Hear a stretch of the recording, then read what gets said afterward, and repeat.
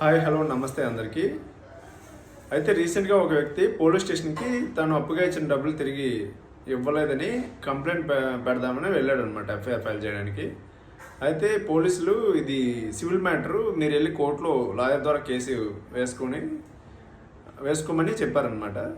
చెప్తే ఇతను ఏం చేశాడంటే ఈ పోలీసుల మీదే నేను అప్పుగా ఇచ్చిన డబ్బులు తిరిగి ఇవ్వలేదని కంప్లైంట్ పెట్టడానికి వెళ్తే వీళ్ళు ఎఫ్ఐఆర్ ఫైల్ చేయలేదు, కోర్టుకి వెళ్ళి కేసు వేసుకోమన్నారు అని చెప్పాడు అనమాట.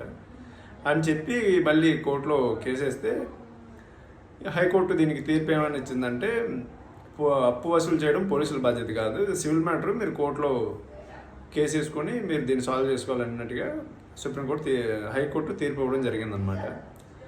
అయితే ఈ పోలీసులకి ఎటువంటి సంబంధం లేదు, వాళ్ళు ఎవరైనా వాళ్ళ మంచితనం కొద్దీ కొంతమంది పిలిపించి కొంచెం కౌన్సిలింగ్ ఇచ్చి అతని డబ్బులు అతనికి ఇచ్చి అన్నట్టుగా ఏదో చెప్పడం జరుగుతుంది, కానీ అంతేగాని పోలీసులకు ఎటువంటి సంబంధం లేదు. అయితే ఇంకోటి, ఎవరైనా అప్పించినట్లయితే ఎవరైతే అప్పిస్తున్నారో తీసుకునే వ్యక్తి ఉంటాడు కదా, తీసుకునే వ్యక్తి అప్పించిన వ్యక్తికి ఈ నోట్లు రాసి ఇవ్వాలన్నమాట. ఏమని, నేను పలానా వ్యక్తి దగ్గరే ఇంత డబ్బు నా అవసర నిమిత్తం అప్పుగా తీసుకుంటున్నానని ప్రామిసరీ నోట్లు ఉంటాయి కదా, నోట్ల మీద వీళ్ళు ఎవరైతే అప్పు తీసుకుంటున్నాడో అతనే రాసి ఎవరి దగ్గర అయితే తీసుకుంటున్నాడో అతనికి ఇవ్వాలన్నమాట. అలా ఇచ్చిన నోట్లే చెల్లుతాయి. నెక్స్ట్ ఇంకోటి ఏంటంటే, ఇది బ్యాంక్ ట్రాన్సాక్షన్ ద్వారా ఉండాలి మ్యాక్సిమం, మీకు ప్రూఫ్ అయితే ఉండాలి. ఆన్లైన్ ట్రాన్సాక్షన్ అయితే బెటర్.